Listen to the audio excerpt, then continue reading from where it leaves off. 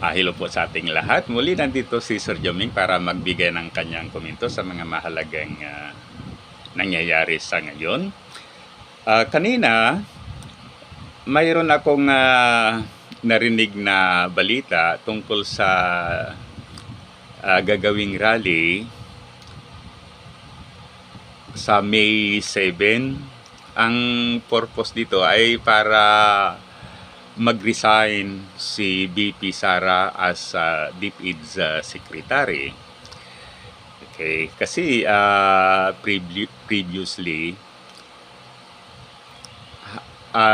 maraming mga rally na isinagawa yung mga Duterte camp against sa Marcos administration. Okay, mayroon sa Davao at saka iba't ibang lugar sa Mindanao, pagkatapos yung naudlot dyan sa Bulacan, and so on, so marami yan kan. Tinatawag nilang prayer rally ito, ngunit maraming nagsasabi na kung totoosin, hindi talaga prayer rally yan, dahil ang karaniwan daw na naririnig sa rally ay yung pagmumura. In fact, sa rally na yan, nagbigay ng statement, o kaya parang itong si Representative Alvarez ay kino-convince niya yung mga kapulisan, yung mga military na pagsuportahan ang government. So sa palagay ko, it's wrong. Okay?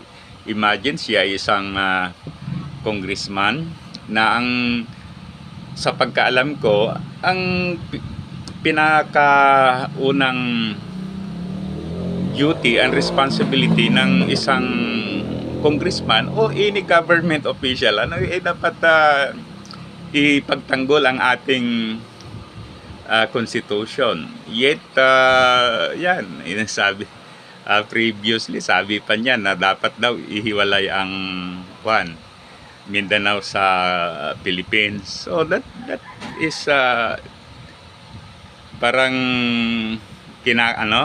hinahati mo ang Pilipinas. So mali yan. That is against our constitution. Okay. So, ngayon naman, yung isang side naman, yung hindi pumapabor sa mga Duterte. Okay? Na ang purpose nila ay sabihin nila yung kanilang hinaing na hindi sila kontento sa performance ng ating Vice President as DepEd Secretary. Okay. Kaya ngayon, sa palagay ko, agree ako dyan sa plano nila na at least i-convince ang ating DepEd Secretary na mag-resign, pagkatapos ibigay yung kanyang position sa mga tao na talagang ang kanilang expertise, ang kanilang experience, ang kanilang buhay ay talagang nailaan sa education. Okay, so kasi may mga ganung tao talaga nakalaan sa education. Okay? Ngayon, bakit tayo agree dyan? Okay, so ito yung aking pananaw, So, okay, to start with, galing tayo sa Department of Education. Nagsilbi tayo for 63 years. Okay, so matagal na rin yan. Sa totoo lang, siyempre talagang alam din natin yung mga ins and out sa Department of Education. Okay, at saka nagpan din tayo, we retired as school head. Kaya hindi lang yung experience lang natin ay hindi lang doon sa actual na pagtuturo, but din sa school management. Okay? So ano yung mga rason natin bakit hindi tayo agree sa performance ni kuan. Okay? So, unang-una, as if talagang yung kanyang experience, yung mga know-how ay wala sa education kasi she is a lawyer. Okay? Ah, ano yung mga nakikita natin na signs na dapat hindi siya bagay sa kwan. Okay? So anyway, ang mga ito ay personal na pananaw lang natin. Hindi naman natin alam kung talagang tama siya o hindi. But then, as far as I am concerned, talagang as if yung kanyang mga plano niya, mga bagay-bagay niya ay hindi swak sa education. Okay, so ito yung nakita ko noon, noong una siyang appointed as DepEd Secretary, I remember siya ay nagsalita sa isang forum o isang program. Then ang nabanggit niya kaagad yung parang ang purpose yung i-keep away yung mga student, yung mga pupils from social unrest. Okay? So, ang gusto niyang sabihin, dapat dapat labanan mo na yung mga NPA o yung mga rebelde, Okay. Okay, sa bagay, okay naman yan na ma-address ng ating government yung insurgency. But then, ang pinaka-purpose ng Department of Education ay education. Okay?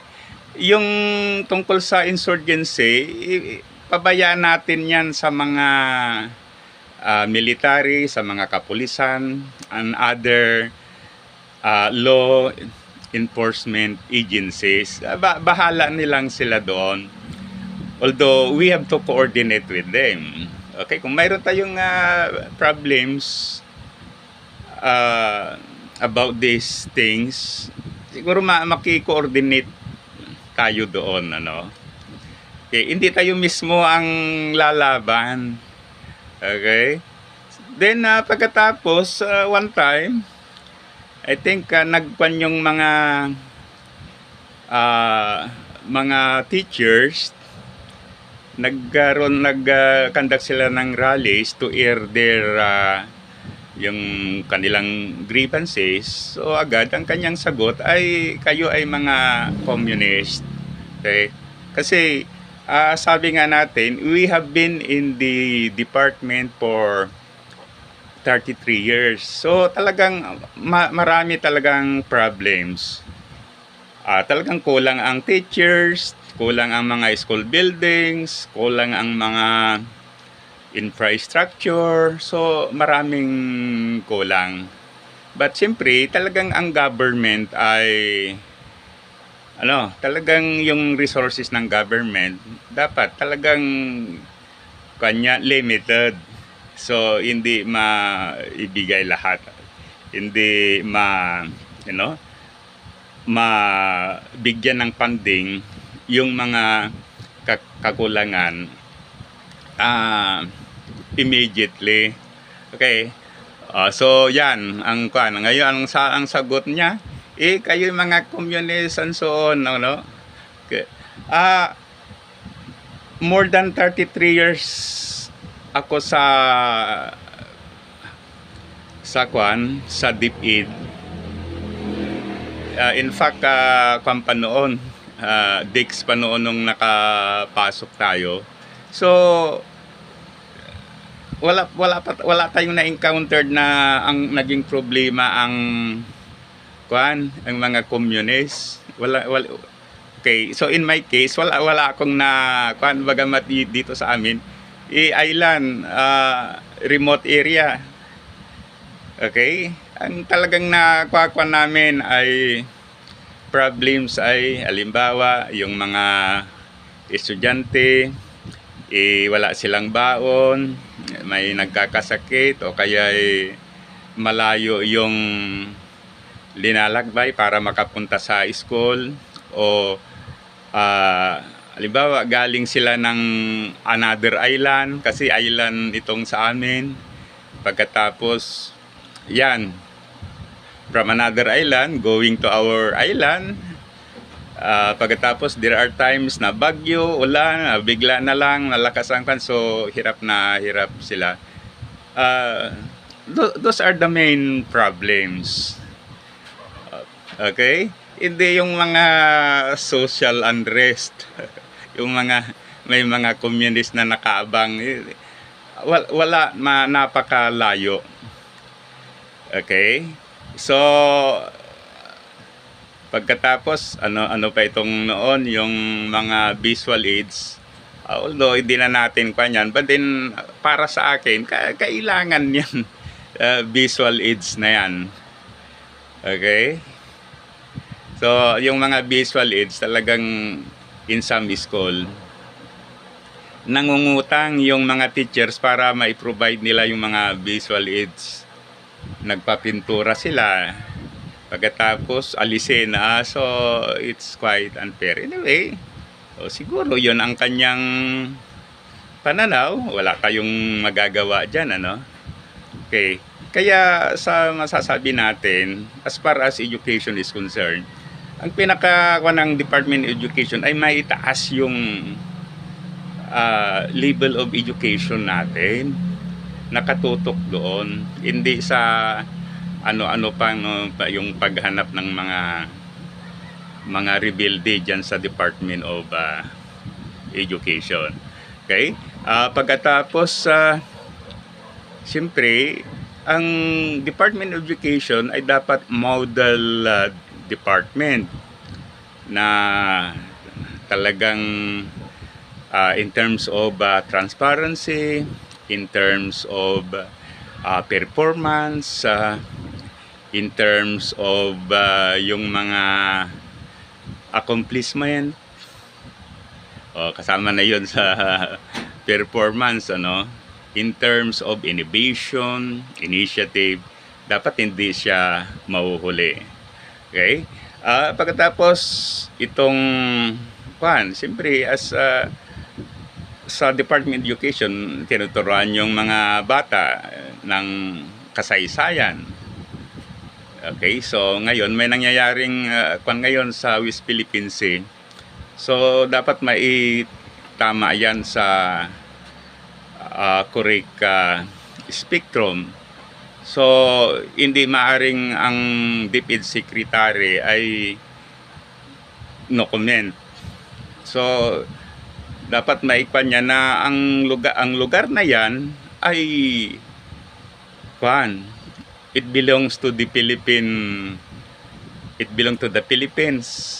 dahil doon sa Hague decision. So it is more complicated. Then yun ang pinaka direction kung ako ang titingin. Pagkatapos being a member of the cabinet of the present government, sumasali siya sa rally against the president. So hindi magandang tignan, ano? Yun din yung kanyang mga pamilya, parang maraming mga hindi magandang bagay na sinasabi sa president. So out of the delicadeza, she has to keep out from the cabinet. So yun ang nakikita ko. Kaya with regards doon sa rally na calling for the resignation of the Vice President as DepEd Secretary, agree tayo dyan. Okay? So muli, thank you. Sana i-like at saka subscribe sa ating YouTube channel. Mabuhay tayong mga Pilipino.